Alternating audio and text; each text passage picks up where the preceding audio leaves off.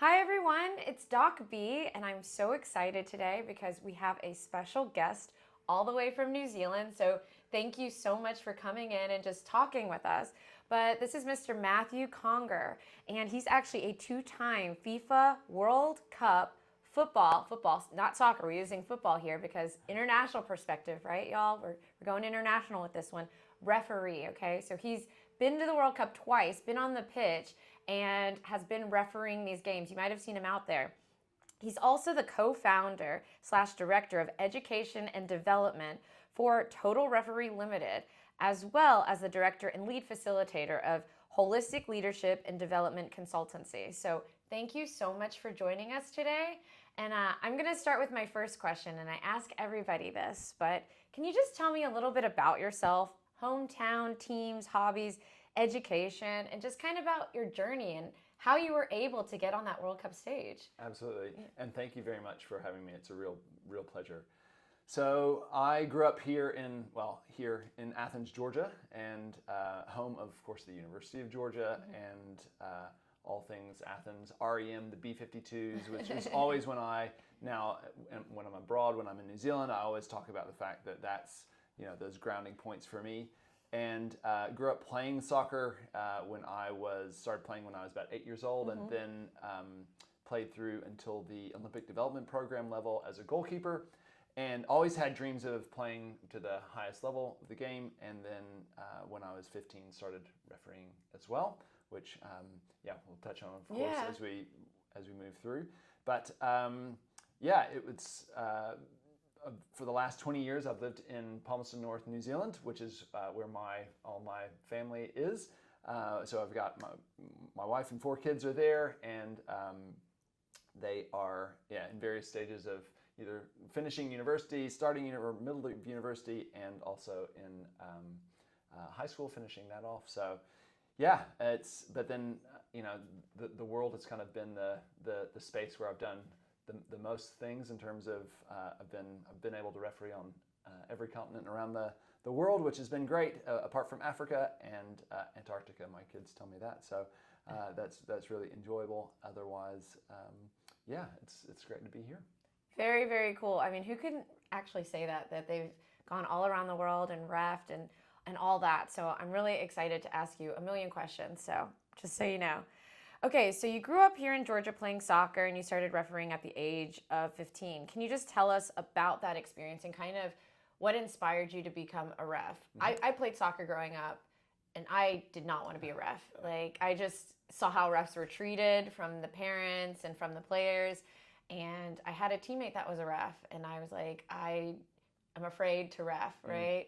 I don't feel like I had the confidence. So tell me about how that journey began, and what went into that decision, and then saying, I want to matriculate and then go for it, go to the world stage, the biggest world stage you could possibly go on for football, and be a referee. So I can remember when I was, again, sort of that 7 or 8 years old, sitting on the back porch with my dad and saying I wanted to play the game to the highest level that I could. I wanted to represent my country on the world stage, and I thought I would want to do that as a player. I could see myself doing that, and so I really pursued that. I was quite a serious, player in that sense. I trained when nobody else was training. I had a coach, fortunately, that kind of took me under his wing a bit, and we did specific goalkeeper training outside of normal practice. And I think there's something. It's interesting. There are a few referees that I've talked to, certainly internationally, that had a lot of their playing experience was actually as goalkeepers, and I think that there's something about that, willingness, to be sort of the last line of defense. Where their goalkeepers can be a little bit crazy sometimes, willing to stop the shots, but it also gave me a really good understanding and feel for the game in terms of vision, being able to see where things were happening, and so. That mixed with then, again, had a referee sort of coach, mentor that said, hey, we think you can do this.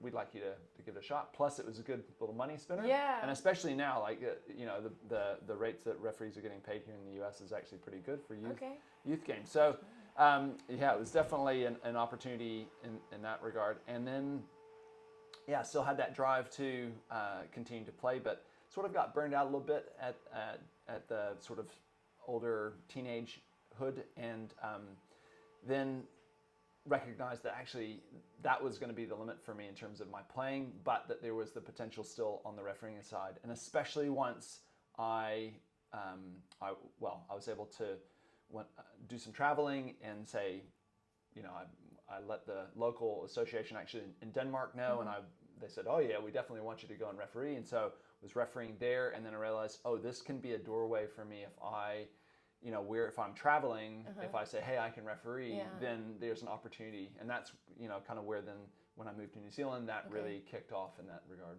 So, okay, I didn't even know about the Denmark. But so what kind of education do you have to get for that? How many hours of reffing? Is it kind of like I know this person reaching out? Like, how do you get to that point, right? To take that initiative to go in and say, I have these credentials, I can ref, and like, what are the credentials?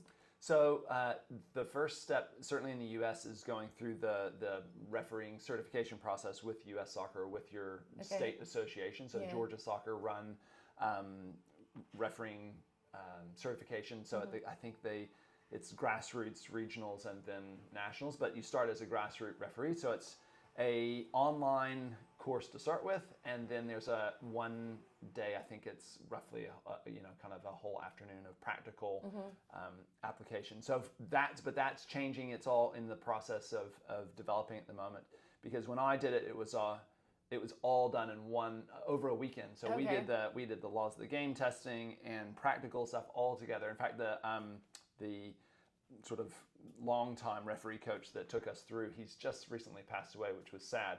But I remember him taking us through the basement of the YMCA in Athens, Georgia. And so once we got past the course and then handed a whistle, we got some kit at that time, a referee top and whatnot. And then it's like, right, go and start refereeing. So it's fairly low entry to step into it. And which has its pros and cons, but the biggest thing is that willingness to, hey, are you willing to step into the middle? And especially if you're a younger person, being able to say no to your peers, like saying no, that's not quite right, or no, it's a foul, or so you start at young age, and then you under 10s, under 12s here, and then you get the feel of it, and then work your way up. Okay, very nice, very nice. I think it's so exciting, coming from Athens, Georgia, and then getting, to the FIFA World Cup stage. Like, that's huge. And so as far as the credentials, here in the U.S., those are recognized worldwide. Okay, so for y'all out there, right, that have these aspirations, no barriers to entry, y'all. You all have this right here, and mainly my students are here in the U.S., so take advantage of these opportunities just like you did. So no, I feel inspired. Like, I'm like, I had no idea. So, okay, so you moved to New Zealand and you actually taught. You actually taught for how many years were you a teacher? So about 9 years full time, and then another 2 or 3 sort of part time. So you were doing that, and then also refereeing in New Zealand. And as far as the rules of the game, are they the same rules everywhere in the world, kind of, or does it differ with like youth sports in different countries? Like, what's the cultural aspect of that? Yeah, primarily it is the same. In fact, especially now, when I started refereeing, U.S. Soccer had its own referee rule book, the U.S. Soccer one, which was taken from the laws of the game, the FIFA laws of the game, and then sort of slightly adapted, because there are some slight modifications, that were. Now there's much more alignment. So everything is now under what they call the IFAB, International Football Association Board of the laws of the game. And then each member association, so like the U.S. Soccer, or where I was from, New Zealand Football, they then administer the game in their country, and that's the same way it is all over, right? So, and then from that, roughly they're all the same. When you look at things like college soccer here, university, that's again becoming more aligned, but it is currently its own separate rules that are, obviously from the NCAA, but very similar. So most of it is pretty much the same. And that's one of the great things that I love about football, is that it is universal. Like it barring language, and even language is very much, not really that different when you're on the football field, Yeah. right? So it's pretty applicable.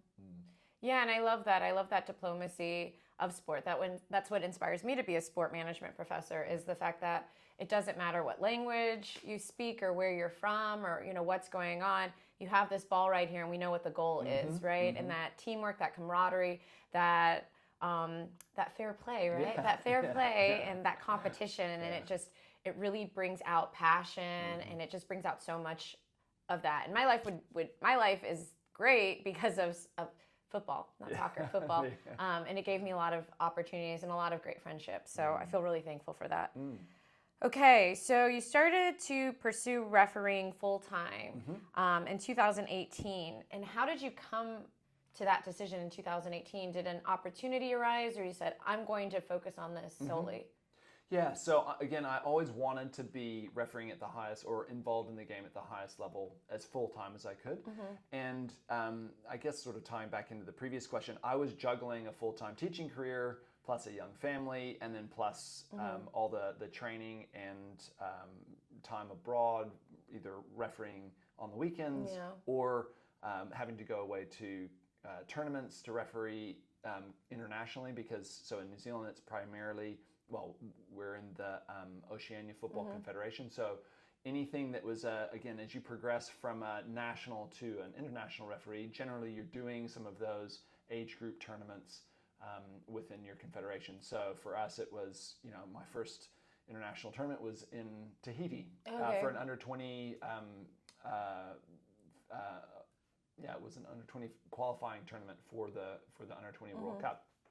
In fact, my roommate was a referee from Vanuatu who refereed in the gold medal match in Athens, Georgia. So I walk into this room in this fairly basic sport kind of dorm in Tahiti, and my roommate I'm like, so where are you from? Athens. He's like, no way, I'm from Athens. I'm like, this is like, Athens, Greece? Yeah, like this is too weird that this guy from Vanuatu has been in my hometown, and then we meet on the other side of the world. So that's also that sort of beauty of the game. But yeah, so it reached a point where my principal wanted me to be in the classroom more full time. He was recognizing that I was away more. And it was not an easy decision to kind of have to go. He's like, well, you either need to kind of choose one way or the other. And again, it was an opportunity. I wanted to, I knew what it took to perform to the level that we wanted to at the World Cup. So very much a case of saying, well, I'm gonna pursue the refereeing side. And it's scary, but definitely worthwhile. Big leap. Yeah. I think all of us are afraid to take that leap, but then, look at your life and how it, transformed with that. And just really following your dreams. Like you knew that this at such a young age, and you just kept pursuing it, and then supplementing it with something else you were very passionate about. And then you're like, you know what, I'm going to go for it. So y'all, pursue your dreams. So full-time referee, you've refereed in the 2018 World Cup in Russia, and then the 2022 World Cup in Qatar, right? I'm pronouncing that right, because I always say Qatar, Qatar, all that. Can you tell us about your experience and what was that like? Because I know, for me, I follow Team USA, so I was very disappointed in 2018 because we didn't make it, y'all. But 2022, that was a little different. Oh, and fun fact, I actually went to the 2014 World Cup in Brazil. That was really good. So I don't know if I'll go to any more World Cups. Maybe this one, if I get tickets to the one here with the United Bid, Mexico, Canada, the USA. But what was it like in 2018 reffing, and then 2022? Because two totally different places, right? Russia, and then Qatar, and then teams, and just the climate in general, the social climate. Yeah, and both very different in terms of the build-up. One of the key differences for the 2018 version was that VAR, the video assistant referee, had been introduced from sort of 2017 onward. So it was a big shift in terms of implementing that technology into the game. And then in 2022, it was again completely different time of the year. So it was a different kind of preparation cycle in both of those. So and again, it's the difference between the first real pinnacle event. I refereed at the 2016 Olympics in Rio, so that was an event, obviously, and then but the goal was the World Cup. So you don't fully know what to expect the first time you go to those sort of major events. Yeah. We were in camp about 4 weeks, no, about 2.5 weeks before the tournament actually kicks off. So by the time the tournament finishes, you're away for quite a long time. And then not only that, but then 6 weeks out from the tournament, I actually had a stress fracture in my right foot. So at our final training camp in Italy, in Coverciano, I stepped, like on the first day, like we arrived, I'd flown in, and then getting ready, and because my two assistant referees, who we were a team, they had arrived, and we were going to go for just a little walk around the grounds, and I stepped off from a hill down onto the track, and all of a sudden I couldn't walk anymore, and I was like, oh shoot, this is, is this done? Is this dream over type of thing? Am I going to be Oh able man, to? what So, the, yeah. So the preparation for that was really, I spent those 6 weeks, rather than being on the field and refereeing, I actually spent it, rehabbing a stress fracture, underwater running. Found a guy who had a underwater treadmill that he'd built in his own home. And so, was running in the pool and doing those things to, reduce the amount of pressure on the foot. So fortunately, all that, was able to work, and I was able to referee and really pleased with how we went. We had a good first game. I was fourth official for the U.S. No, actually it was a U.S. refereeing team, but it was England and Colombia, which was a really it was the first time England won a knockout game at the World Cup for a while, or in penalties, and then we stayed through until the final, which was great.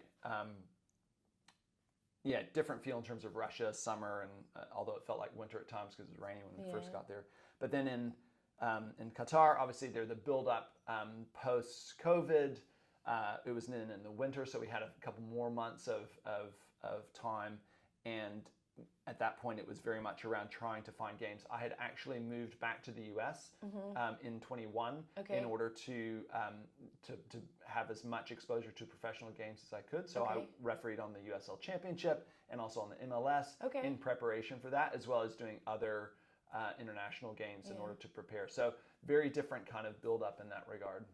So I love this because you were talking about like the physical aspect of it, right? And, thinking about refs, they're running up and down the field just with the players and doing all of that. So what do you do to stay in shape? And, during a game, like how many steps are you getting, or how many miles, or, what does that look like? Yeah. Are you wearing that Apple Watch? Like, well, I mean, depending on what, the U.S. Guys are all wearing, well, not that, it is an Apple Watch actually. Oh, it is? Okay. Yeah. Okay. So, no, and the interesting thing, of course, is that most of the time we're refereeing people that are a good 10 years, if not more. I mean, half my age. I'm a little bit older now. So, and we have to keep up with them. So the training for that is pretty intense. In fact, what I'm really pleased, or what I'm really helping to want to work towards, is recognizing refereeing as its own athletic pathway. So, so we have to, and it's not just running for fitness. So it used to be that referees would just go out for long runs, and the old Cooper test. I don't know if you remember. It's like, how long can you run in 12 minutes?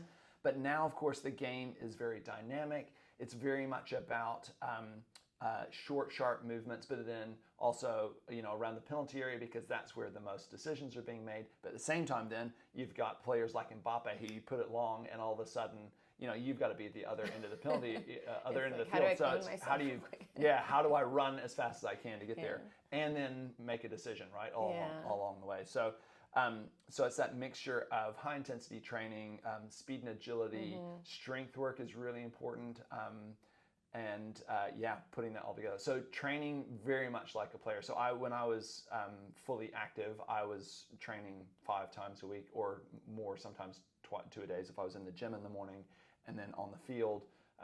And I would try to, what I tried to really do is incorporate my training onto the environment that I was working in. So I tried to train on the pitch. I tried not just run on the field, not just run on a track, but but then we also have set fitness tests that we have to pass as well. So it's there's a lot to kind of keep track of. Yeah, I'm just thinking about that in my head. A lot of cardio. Yeah, which is not my favorite. But there's a lot of anaerobic in it right now. With the even with the fitness testing has changed to used to be a straight run. Now it's a lot. It's actually 10 laps, so 40 repetitions of 75, 25, and you have to stop. So you're running 15 seconds, and then 75 meters stop, and then walk, and then stop and walk. So it's a lot of that kind of movement. Back in my day, we had the beep test. We used something like that. Yeah. So that was our anaerobic thing. So Okay, very nice, very nice. So, you're refereeing for 2018, 2022, and I know in football, hooliganism and fandom, and here in the United States, we love to have our fun. We love to have our tailgates. We like to drink. We like to go to the games. Qatar, they didn't have alcohol at the facilities. Russia, I'm not sure how that was. But, what is it like from a cultural aspect? What was the big difference as far as like fandom and being in those two countries? And like, do you regulate that, or who regulates that? Or, how do you deal with all of that when you have maybe somebody jumping on the field and running or doing something inappropriate? Like, how does all that work so you don't get to the point where you have to stop the game? I've not had to experience, fortunately, too much of that. Although, come to think of it, there was a match, actually an MLS match in Houston, that we had a fan run onto the field, and that was you don't ever quite know exactly what they're going to do. Most of the time, they just want to, get a. And I think this one, he just wanted a selfie with, I think it was Gareth Bale or somebody, one of the players. But you never quite know how they're going to react, so you try to just let the security people do their thing, right? But in the, in terms of those pinnacle events, they've got a lot of structure around making sure that obviously security is very tight, and then they have fan zones set up, and each one did have a different feel in terms of the atmosphere. But I have to say, the atmosphere in Qatar in the stadiums was just electric. I mean, they again, it's the passion that those games bring out is just huge, and seeing that it's not just because I guess it's very they're cheering their country. It's not necessarily as you just see a whole mix of people in that area.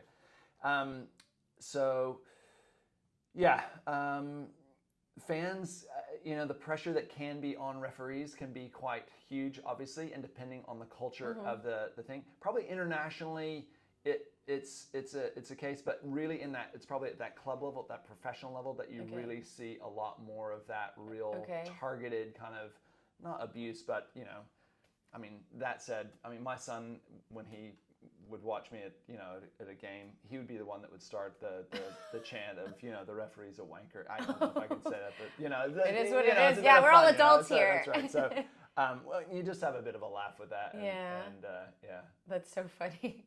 It's your own people, right? That's right. It's your own people. Yeah. Okay, so we talked a little bit about fandom, hooliganism, all of that. But what about making a fair call, or the call that you think, hey, this is the right call, and then dealing with the players that are like, hey, I don't agree with you. What's that like? Yeah, that can certainly be huge pressure, and because sometimes you don't know if you've made. Sometimes they are subjective calls, and I'm not sure that I've made the right call. So with VAR now, with the introduction of technology, that certainly one of the things that can do is really help the referee kind of reassure them. I've either corrected a mistake that I've made, or I can go and say, oh no, actually I am correct. So I've in my matches, there have been times when I've had to use VAR, and that has been both a positive outcome, and then sometimes it's like, oh shoot, I did make a mistake there. But knowing that at least I can come out with the correct outcome, that's the biggest thing. So we work really hard to make sure that that the work is done amongst the team. I see refereeing very much as a team sport. So I've done a lot of work off the field in terms of developing that team so that we have, as best we can, consistent decision making, and then developing within myself and then within my team those capabilities that dealing with conflict management, dealing with understanding emotion in the game, and how I regulate my own or regulate other players' emotions. or help them to. Yeah. Like now, I never tell a player to calm down because when you tell somebody to calm down, generally they get upset. Yeah, exactly. Get more upset. Even within my own team. Yeah. So my own referees, I'm like, don't tell me to calm down. So we actually tell each other to regulate. Or I've said this to players. So they're like, oh, and I say, hey, I just need you to regulate. Yeah. And it's like the red mist that has started to descend. It's just like, oh, what do you mean? I don't even know what that word means. And so it distracts them. So part of it's learning those techniques, and part of it is understanding that, I might make a mistake, and then how am I going to bounce back from that, and then park a decision, and then keep going. So it's tricky, and it's always, for me, understanding again, it's a game played by humans, refereed by humans. So it's what is that kind of atmosphere around that? Actually, that's part of what makes sport great, is that it does have that sort of tension in it. No, you're exactly right. Like at the end of the day, like we're not robots, right? Like we make mistakes, then we correct them, we try to find the solution. And just touching on that as far as sports go, we talk a lot about technology, AI, all of this, but AI is never going to take over sports. That feeling you have, that passion, not knowing what the outcome is going to be, right? And that's the most exciting thing about sports, and you just don't know what's going to happen. But at the same time, you got to regulate certain things to make sure that it's fair, to make sure that everybody's acting accordingly, because we want to keep the game as pure, as beautiful, the beautiful game. We want to keep it as beautiful as we can.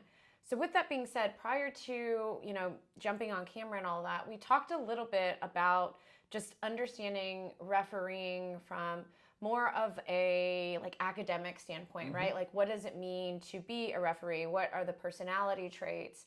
How do we assess these different emotions that we have? So can you just, talk to the audience, hey audience, a little bit more about that? Because I think, a lot of us, we tend to look at the referee as maybe being the enemy, right? Yes. Like, oh, I hope the refs don't mess up this game, or they made a bad call, and we tend to blame it on them.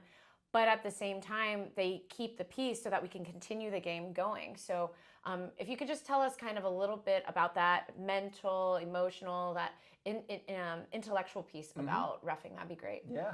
So the biggest thing that, I think the lasting impact that I'd love to see is that referees are seen as key stakeholders of the game rather than service providers. So at the moment, traditionally it's like, somebody's got to blow the whistle, so you're it. And it's primarily, the first responsibility of refereeing across any sport, but certainly in football, it's to keep the players safe, and then to administer the laws so that the game can be played fairly. And then there's some other, then everything else kind of follows after that. So I had an interesting experience though in when my daughter was about 10 years old. I refereed one of her games just because I was there, and they said, they needed somebody.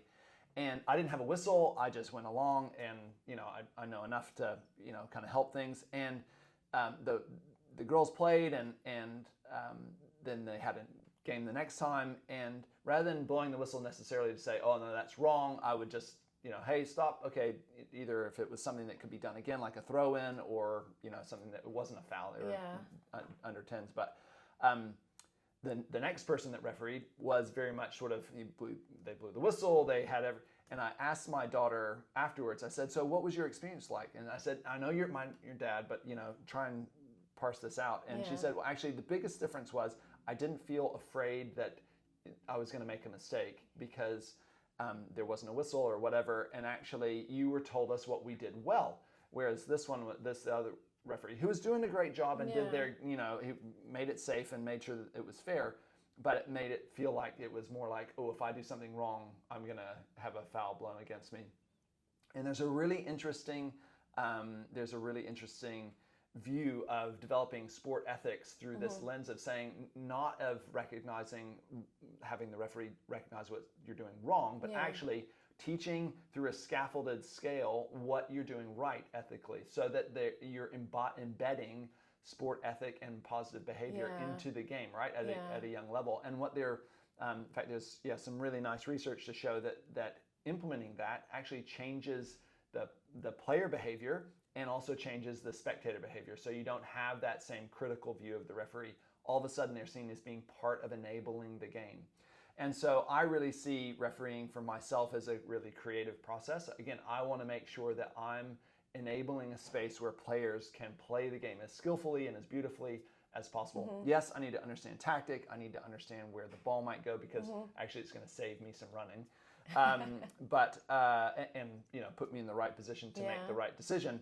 But ultimately the goal is to enable their play. So doing things like making sure that we're training a little bit more with players to make us more visible, so they can see the amount of work that referees are putting in alongside the players, is a big one to help make that happen.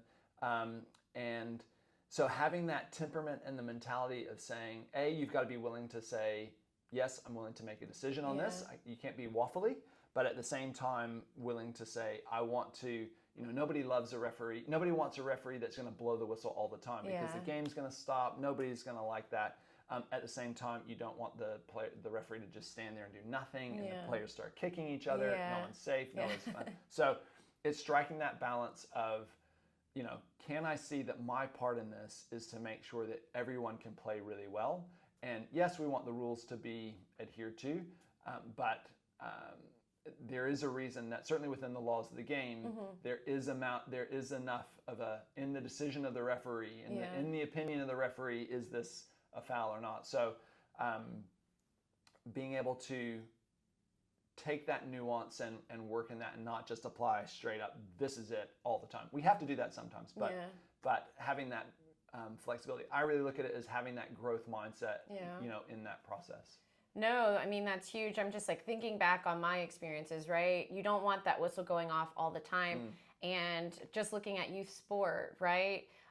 When you're learning about the sport, and exactly what your daughter said, just having confidence to make these decisions and to make a mistake, and not thinking that the whistle's going to blow or I did something wrong, because you have so much pressure, right? From your teammates, from your coach, from the parents, sometimes fans, right? At that young level, maybe your friends come and watch, and then also to the referee. So just kind of taking out that component of, let me play through this or do that, but yet keeping them safe no matter what. Safety's number one.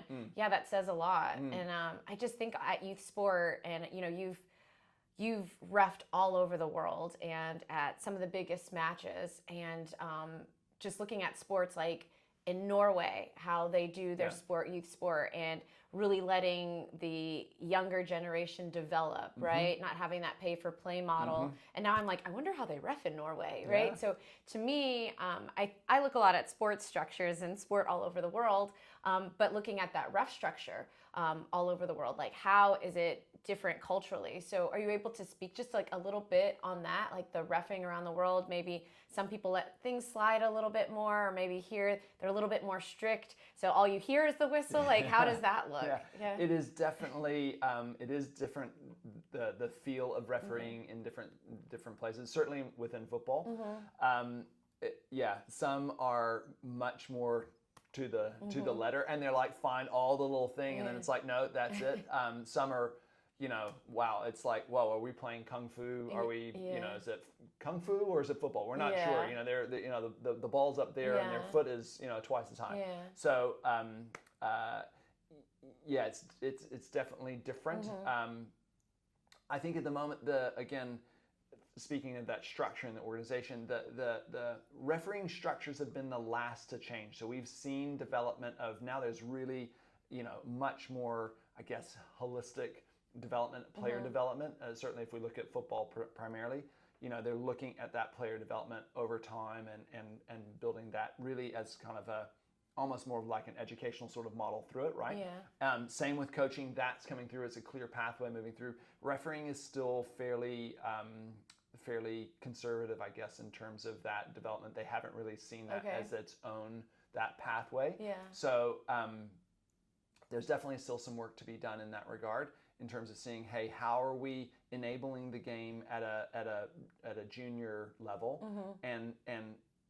but creating a space where referees can practice without in-game experience. So most of the time you learn, so players practice, right, outside, scrimmage, at least a couple times a week, right? Even little ones. Referees generally they get their practice in the game, and so every decision that I make, like it's like critical. So it'd be like having changes the game. Yeah. Everything you do in your class is like graded and assessed, and surely that's not the way that would work, right? No, it's important that assessment's important, right? But it's not the most important thing. Right. Yeah. Yeah. So if you made a decision, so if every decision was like critical to whether it's right or wrong, then that's hard to develop over time, right? So creating space where referees can have some fun, actually playing modified games where they get to make decisions, but they get to do things again and make a mistake and try again. Okay, no, you were not in the right position there. Cool, let's do that again. So if we that's at the bottom end of things, but so if we go up at the top end, again, I talked about at a FIFA tournament where the referees are there, a good 2 weeks beforehand for any FIFA tournament, and part of that now is that we work with integrated training. So we have players that we work with for that sort of 10 days, making decisions on the field. They're running scenarios, and they're there. We leave them. They are the trickiest, most difficult players to deal with, I'm sure, in their own leagues because they've learned how to try and fool us. That's kind of what they're doing. But there's also a really good feeling between the referees and the players in terms of that camaraderie of what they're doing. So, I would love to see that sort of model, move further down the line. But again, that takes sport organizations that are willing to invest more in the refereeing side of things and see that as a really clear pathway moving forward. So depending on where you are, I think other countries are trying to do different things in different ways, but there's definitely progress that needs to be made in that space. That's so interesting. So that brings me to my next question as far as your relationships with the players, with the coaches, with the organizations. What does that look like, right? Because you all essentially are working, I guess, more or less for the same company, right? Yeah. But you all have completely different roles. So you all interact with each other definitely on the pitch, right? When you're at the job. But what does that look like outside? Like what's your relationship like with the players, with the coaches, with the organization? And you did touch on the fact that you do work with some of the players to be like, okay, making this call, like what are your thoughts? Like working, and I love that aspect of bringing everybody that's involved into the table so that you all do find a solution to this. So tell me a little bit more about that. Yeah. Generally speaking, the teams that I'm refereeing, that happens on the field. So if there's, again, if you're refereeing long enough and in a league situation, you get to know the players, right? So whether that's domestically or even, I've met players when I refereed, that they'd started in New Zealand and actually they were in the States, and actually that was really nice to walk out and see them warming up and going, hey, I know you, and you say hi, but of course you've got to make sure I'm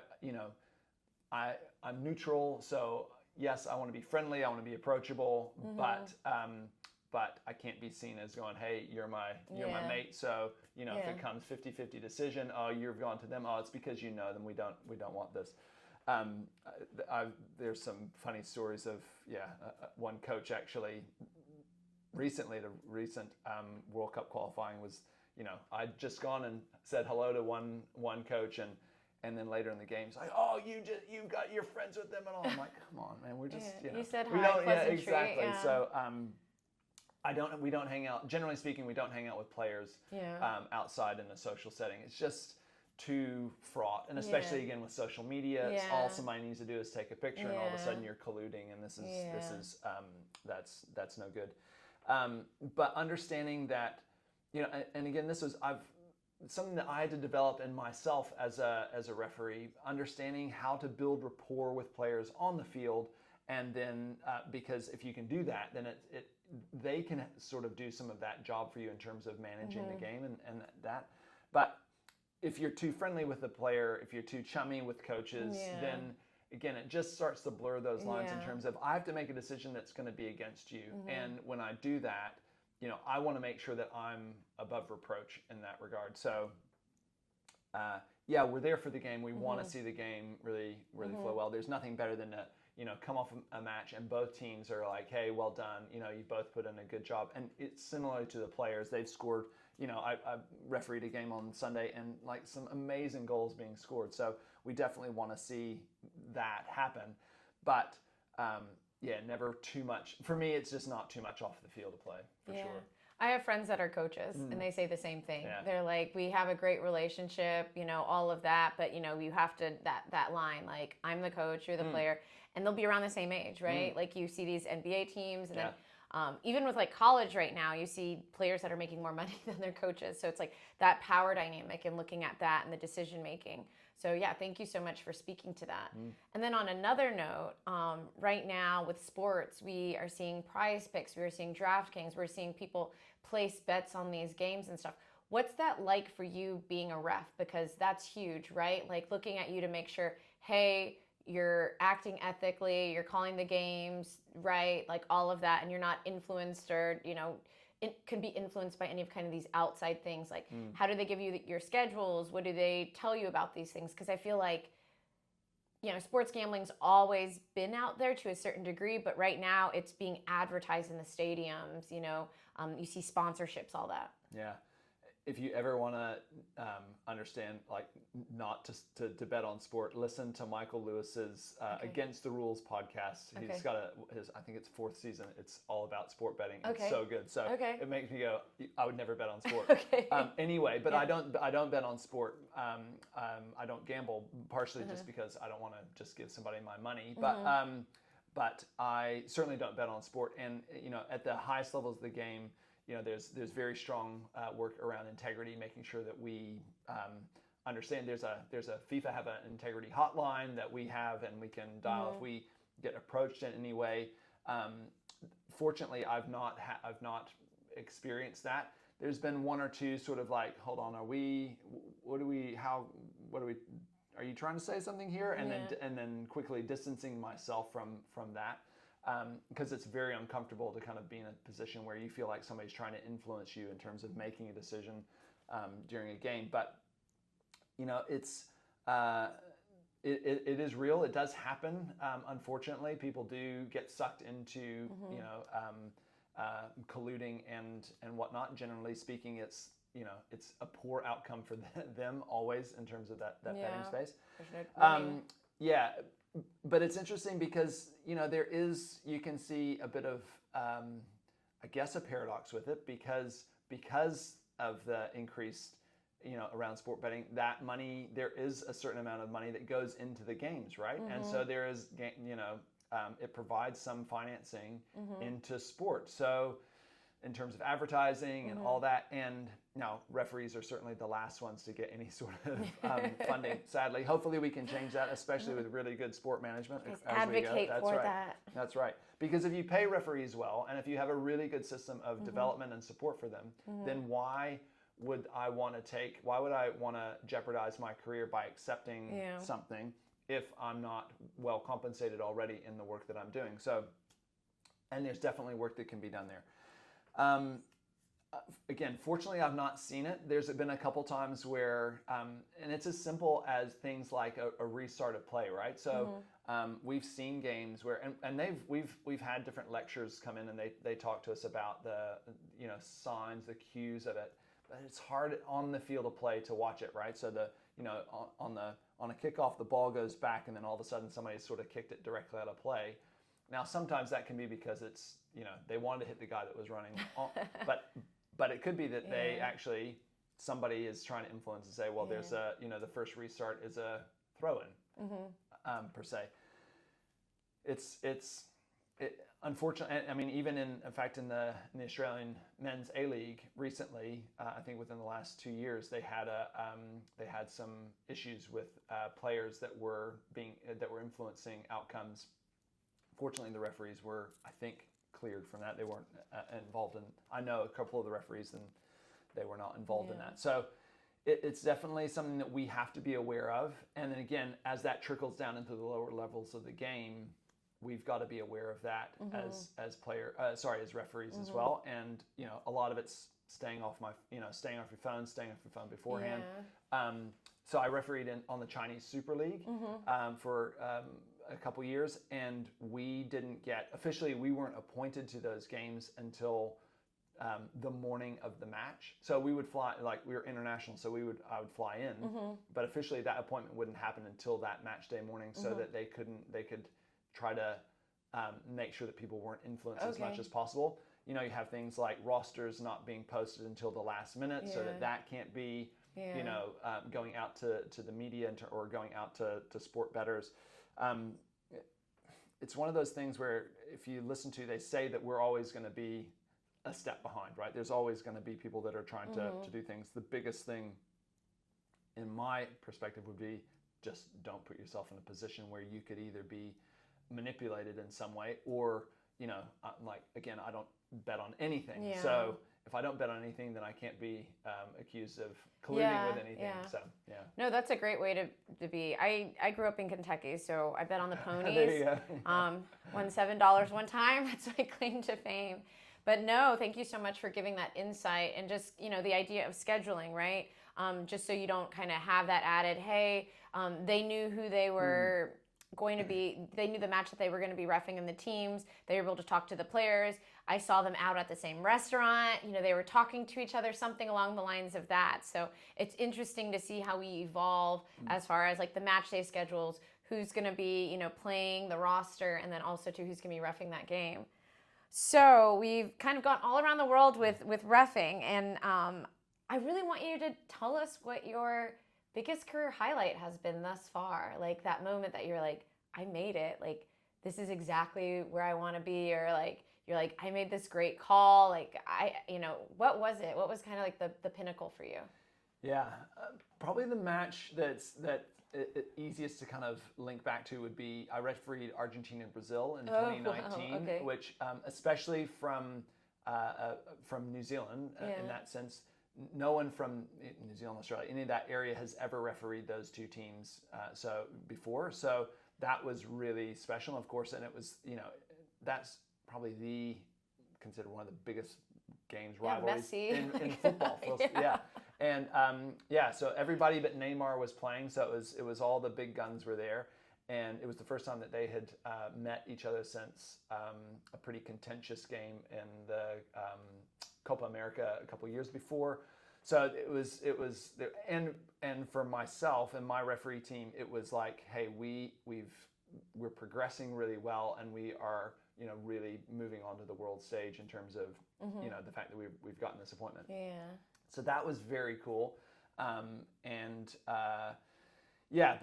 you know, equally so, there were a couple of games in terms of, you know, I refereed the match at the World Cup in 2022 was with France and Tunisia, and the feeling that we had in terms of the referee performance, you know, on the field and what we were able to do, and you know, they were the current world champions, and again, in the second half of that game, they brought all the big guns on, and it was, you know, you see the speed of Mbappe and whatever on the field. It's, you know, it's unbelievable. You're literally on the ground sister floor, like yeah, exactly. It's like, wow, we just went from there to here. How do we get there? And just so much. At the same time, you know, I refereed a game in Greensboro on Saturday or Sunday, and I had the best seat in the house for 2 or 3 amazing goals. So being able to take all of those moments and really savor those things as well is just as important as whatever the pinnacle might be. Yeah. It's like, what is it in that game? And being able to see that amount of skill and being able to see that goal and be able to say to a player, hey, that's flipping awesome, well done. You know, those are all highlights as well. Oh man, I'm like, these are highlights for me right now. I mean, that's so cool. I just, you know, when you put it into perspective, like, you know, you're on the ground floor and then here's Mbappe and then all of a sudden he's over there. It reminds me of when everyone says, like, in the Olympics, it would just be great if you could have like a normal person like running against, just to see how fast they really are, right? So yeah, thank you for giving that perspective. And then to go off that too, you know, what are some kind of, I mean, we've touched on them throughout, but just kind of to summarize, what are the biggest challenges or kind of like, for me, social issues in refereeing and, you know, being a football ref and going all around the world? What are some of the biggest social issues, challenges, anything like that? Yeah, and what are the solutions to those too, in your opinion? Yeah. So again, probably the primary thing is that seeing referees as part of the game as opposed to, you know, a service provider to the game. So really wanting to see that pathway, that clear pathway of development. It will happen. At the moment, referees are very much based in the country that they are from.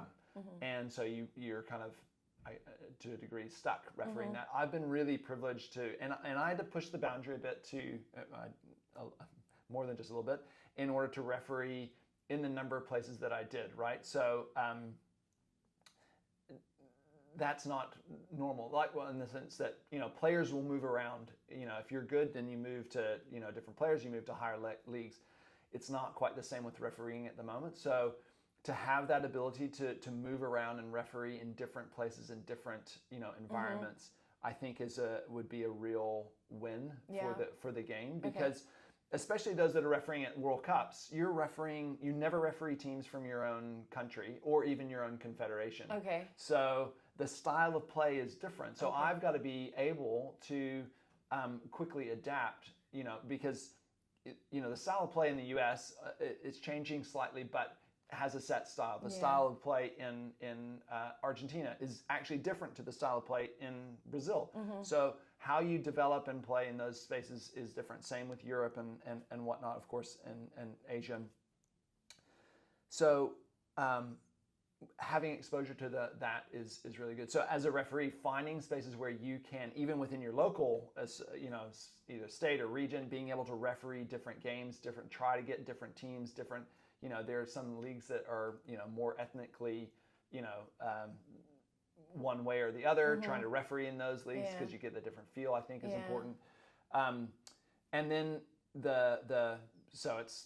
being part of the game, being able to probably travel, exposure to better, but that comes also down to funding. So generally speaking, the referee department is especially in the U.S., often a solo or maybe two people at the state level that is often volunteer. Okay. So I know they're doing a lot of work at U.S. Soccer to change that. I know Carrie's doing a lot to kind of shift the perspective of refereeing, which is really great. But we just need to see that, I think, more and more. So if we want players to develop and really play, again, skillfully, beautifully, professionally, then we need to create that same space for referees to be able to develop and hone their skill and see that as a professional pathway, potentially even moving forward. And at the same time, I think there's a lot of tie-ins academically, because refereeing you're refereeing people that are younger than you. So as a referee, you're slightly older. Having a bit of that academic side that you can build on and say, yes, I've got a career as a referee, but actually I'm also building all these capabilities that I can take outside the field of play. So that leadership, the communication, the problem solving, the conflict management, the interpersonal work, being able to take that out either into other sport organizations or into the corporate world, embedding that more in the development would be really helpful, I think. No, definitely. I mean, just sitting down with you and learning more about refereeing, like I said, I was afraid to be a referee. I've seen how they've been treated, so I'm like, this is definitely not something I'm prepared to be, right? Even though, like, I'll read my Rate My Professor, right? And I'm like afraid to look at that. But you guys have been really nice on there, so thank you. But with that, as far as that education aspect, I guess I've never really thought of it from that and those transferable skills and being able to manage conflict on the field so that it doesn't escalate to where there's a situation with like safety, and having that emotional intelligence and having that cultural awareness of like, this is how the game is played in the United States versus Brazil versus Argentina versus China, right? Like, and understanding that the game is played differently, and you're going to get very different personalities, different style of play, different fans, and all that. So you've put a lot of perspective as far as the various issues, and then also to the funding. You're not a service provider. You are a part of the game, right? The game couldn't happen without refs, right? You have a ball, you have some players, and you have to have some refs, right? So the game could not take place without that. So it's so important that refs are revered, that not only that, well-funded, and also to have that education aspect. So I think that's really cool and puts a lot of perspective, and we need more refs, right? Yeah, absolutely. So I hope this was really inspiring to you all. I feel inspired. I'm not going to be a ref, but now I want to look into more. Advocate for it. I'm an ally, There a you ref go. ally. There you go. But now I'm really interested just to see what a referee education looks like, right? You see coaching and leadership, but what is refereeing and leadership, or refereeing and conflict management? Maybe this is going to be a thing, y'all, so who knows? So we're wrapping this up right now. I'm like, how many more questions do I have? But I guess, what advice do you have for the younger generation who may want to pursue this opportunity? And I'm going to attach another one onto this, but what kind of professional organizations, or kind of what advice do you have for them in order to like matriculate and to get to where you have been, or where you're going, or where you are? I mean, you've done so many cool things. I summed it up at the beginning, but you've done such a great job of just telling us about your story. Yeah. So for the young referees, the biggest thing I would say would be knowing where you want to go. Like, it is a long game. It's more of a marathon than a sprint, I tell people. So for me, it's understanding, I had that kind of vision as a kid of where I wanted to be on the field of play and at the, taking me around the world. I didn't know what that would necessarily look like. And, but I always had that kind of in front of me. So, and that applies to anything you do, whether it's refereeing or, playing or, what you're doing in terms of your study, all that work is, where is it that you want to go, and holding that there in front, and understanding that the pathway to that may not be the same, just very clear pathway that might look like that on paper, right? It's my we've only touched on it, but it's, lots of ups and downs and round the corner, and sometimes I think I'm actually going to get there or not, sometimes unclear. So having that, building in that persistence, right? So I talk about doing those little things with excellence all the time. As a player, I was out training when my teammates weren't necessarily. And then as a referee, I spent more time training certainly having to be, lots of referees just train on their own anyway. But again, that's something we can change. But being willing to go in and do the work when everybody else is kind of chilling out is important. And then having that, building in that resilience. So I had to go and find skills when in fact, it was at the Rio Olympics. I made a decision that was wrong, and that kind of sent me on this path of understanding. Hold on, I've gotten some education around the technical side of things, what the laws of the game. This is a foul. This isn't a foul. Blow the whistle here. But those broader aspects around how do I build resilience in myself? Some people are naturally born with it a little bit more, but it's definitely a character skill that you can develop, right? Everybody is in that space where you can learn these skills. So I had to go and find it and say, right, what are those things? How do I build up that emotional intelligence within me to understand, how best I perform, but also how I can help other people perform within my team, right? I looked in I read organizational behavior with Edgar Schein's work and works of if it was in New Zealand it was the All Blacks, right? They're a great example of high performing team, right? So I went and studied that. What does team culture look like? It's just start finding those areas of being persistent to go, how do I build up those skills within me? And then because there aren't a lot of professional organizations actually for refereeing. You have state organizations that are responsible for, in the US, responsible for kind of overseeing things, administration. You can get some training around, and that's growing in different ways. But in terms of how do you connect into referee groups, there aren't a lot. So which is one of the reasons why myself and a couple of colleagues actually we formed an entity called Total Referee that we are building integrated refereeing development, into this, so that so it combines fitness and this broader technical and but more the capability development of refereeing.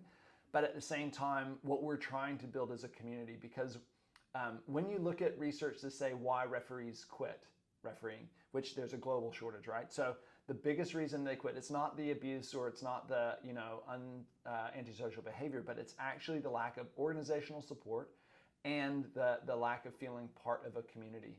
So if we can work on creating that space where there's better organizational support, and for us it's about creating that community so that you're not alone. We're part of a team. So we're creating a space where people can be part of a team. We can train together either virtually or as we start to grow in person, and create that sense of camaraderie, because then you can, because again it's that long game, you can build those skills over time and intentionally shift to that next level. Yeah. So is there any kind of reffing certificate that any kind of academic entity offers at this point that you know of? Not yet, but again, Okay. that's I mean, part it sounds of, like you guys are on your way. That's part of what I would love to be part of doing is Yeah. helping to create. I mean, I think it's a degree pathway personally. Yeah. And so I've had different conversations with people at times about that. But yeah, I think it would be so cool, wouldn't it, to be able to do a degree pathway in refereeing, and then actually have the practical component. So you're actually enabling the game, but then you're also building up this qualifiable skill set to say, hey, now I can either go into a sport industry or I can go into a broader non-sport industry, with all these skills. Kind of like with lab hours, and you get to ref youth games to high school games to intercollegiate to the pros. So very, and you very could even cool. get paid for it. So You can even get paid, even better, right, right. guys? No student loans. Yeah. That's what we like to see. Okay, so that kind of wraps up our interview. I have one last question for you, but is there anything else you want to add on? I feel like we've covered so much. So yeah. Anything that you could think of that we missed? If you're refereeing, especially if you're outside, right? Wear sunscreen and drink SPF. lots of water. That's the biggest thing, right? Yeah. So, that's so funny you said that. That's probably the biggest thing. No, I have students that will go and you all will go and do your volunteer hours, and then you all will present at the end of the semester, and everybody is like, I didn't eat. I was really nervous. Make sure you pack a snack. Yes. Make sure you have like a banana. Make sure you have water, sunscreen. And I've actually had some people that waited the last minute to do their hours, and then they come back sunburned. There you go. So get a hat, sunglasses, all that. That's right. That's great advice and very practical. Yeah. So, well, thank you all so much for tuning in. I learned a lot. I know you all learned a lot. So we really appreciate you just watching and learning. So bye, everyone.